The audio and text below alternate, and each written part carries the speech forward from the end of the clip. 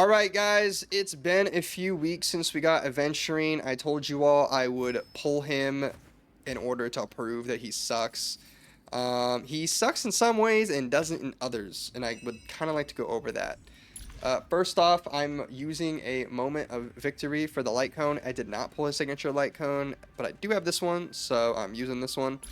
I just have him at 889. I feel like for now that's good enough. I don't really want to spend more time farming traces when I have, other new characters I just got. And then I've been experimenting a lot with the build. I've done the over 4,000 attack thing, or defense thing, with the same build, but I was doing it on the defense set.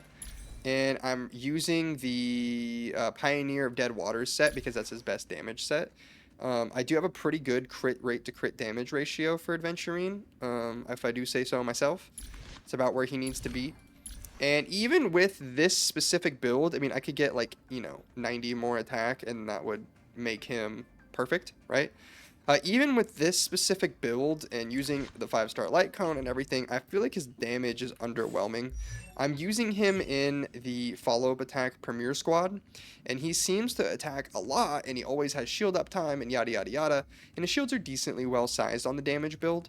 But his damage is so negligibly met that it's almost better to be running him on the Knight set. Like, this Knight set, at the end of the day, I feel like just makes him more comfy and he does just enough damage on it.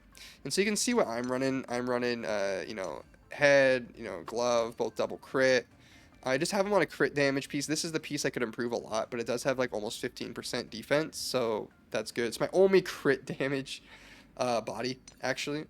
I have him on a speed boot because it does put him at the speed he needs to be at to generate more skill points, but I got the defense. I have not gotten a defense boot for him. And then I'm running 2-piece broken keel, which are both on defense. So his build is like pretty good. But I think this is the thing that I've had an issue with. I feel like he feels like he should do damage, and he does some, but he doesn't do nearly enough damage for me to be like, all right, I should take Aventurine. Because he is still a DPS loss. It's not as bad as Fushuan or Huohua, but Huohua makes my whole team just do a lot more damage. So that's why I like Huohua, I think, better than Aventurine. Aventurine is really, really good. He does keep the team alive, and he does synergize super well with my follow-up attack Galore Squad. But I feel like we got a little bit baited on him being a damage dealer. It's almost better to go the non-damage set. And this could just be because I'm not at 10-10-10, right? But I feel like I shouldn't be required to be at 10-10-10 for the character to work as advertised. And not that he doesn't work as advertised. I know I sound like a crazy person rambling on this video. I did hate on him probably a bit too hard before I got him. He is fun and usable. I just feel like he's a unit that's going to get power crept pretty easily as soon as they come out with a preservation unit that does actual damage. But that would probably just break the whole game, right? I mean, I get everyone in the comments is going to go, he's a sustain and he does the sustaining really well.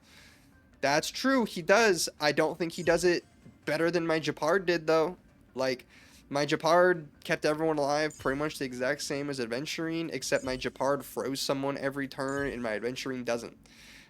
People saying that Aventurine's better for Acheron, actually, than Japar. I think that's a lie, too. His freeze every turn counted as a debuff, which got me my stacks more frequently. I can put the burn light cone on both of them.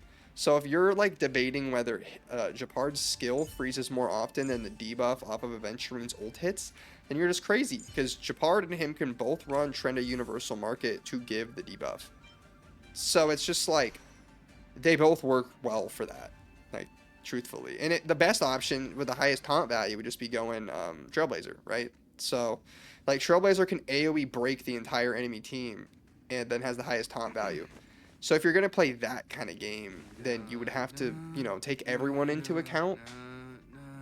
So, I mean, if you pulled Aventurine, I'm happy for you. I skipped his Light Cone. I feel like Light Cone on preservation units just feels really pointless and lame.